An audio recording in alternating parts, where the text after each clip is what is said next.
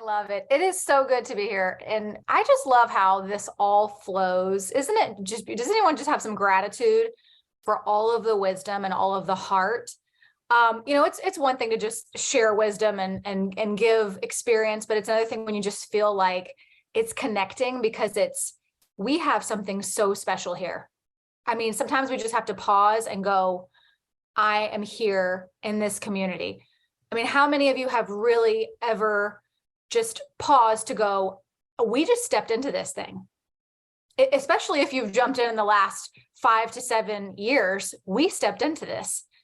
And even when Becca and Megan stepped in, which you guys are the OGs, there was some community already created when you came in, right? You guys have pioneered, but there were people already blazing a path. And so I say that because this is so, I'm learning so much in this season. And I think that's what's amazing about as you're pioneering and as you're growing this business and as you're contending for your dreams, you're constantly learning and growing. And this is the visual I keep having. And because I want to honor Becca and Megan, thank you guys so much for all you poured into us, and poured into me. And thank you for what you've shared this morning. When I look at you guys and you ladies, how you have pioneered before us, I see like pioneers are like hacking down weeds and chopping down trees, and they're getting bit by bugs and things are coming out of the woods at them, and they're just blazing a trail. And then the rest of us step in and there's this beautifully paved path. And we're like, oh, this is great. And we don't always realize what's the price that someone else had to pay to create that for us. But there's two things that pioneers create, okay? Followers, and then they breed other pioneers. Well, which one do you want to be? I want to be another pioneer.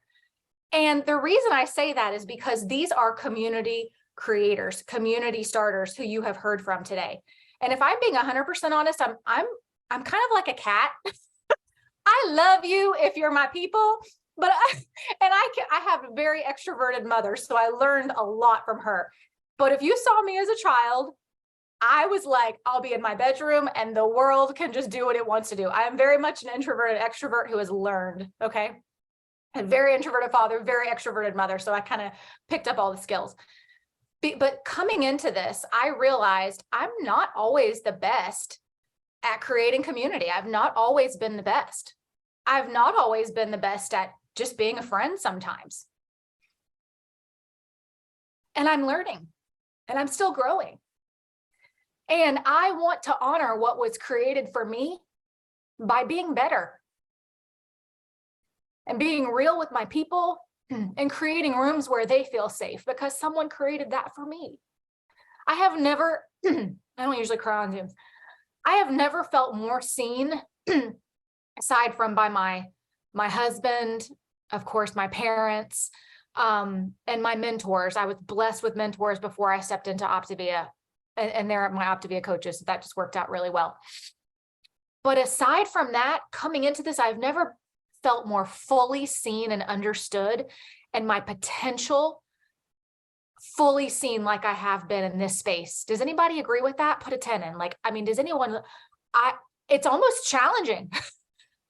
So I know that Karen said, we hosted this retreat that was in tandem with the Accelerate Leadership Virtual Retreat. And it was beautiful because we didn't have to create any content. We just created a safe space. And that's really what we all get to do as leaders, unless you're a trainer. And that most of the moments, what we're creating here for our clients and our coaches and our partners is we're just creating safe spaces. All of the content we need, all of the training. I mean, that path has been blazed. But I want to say this, when we had this retreat, we brought a handful of leaders down to the beach, rented a big old beach house, did some sunrise walks before the training started. It was amazing. And I think most of the people on our team were like, this is so great. And I was going, this is so great. I didn't do it for me, but man, did I learn something. And I'm still learning. I'm still processing that. But the biggest takeaway when you create safe spaces and environments for people is just that they feel seen and they feel like they belong. And then that empowers them to go create all the things Becca just shared. and go face all the fear that Megan just shared, and to lean into their mentorship like Yolanda just shared. I mean, God just knew this was, I love sequential things. I love strategy. So I'm like, oh, it's just perfect. Thank you, Karen. You did that too. But when people feel seen, when they trust us, when they know we really care, and we've created a space that is beyond just us as their coaches or their mentors, but we pull people in the room that will, the synergy of that equips them, empowers them to go do what they are called to do. So I want to say this in closing. We are all following a path that has been so beautifully blazed for us, but some of us need to go and create some more community. We need to try some new things. We need to maybe host a Christmas party for the 2 people local, or we need to do a Zoom Christmas party, or we need to have fun in this season creating community, because like Yolanda said, we have so much at our disposal. We have people that we can lean into. Are we doing that for someone else?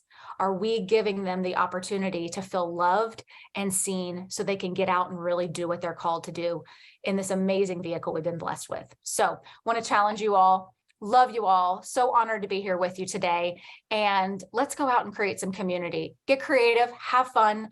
Don't put yourself in a box. Don't go, well, so-and-so didn't do it this way, or just go out and have some fun.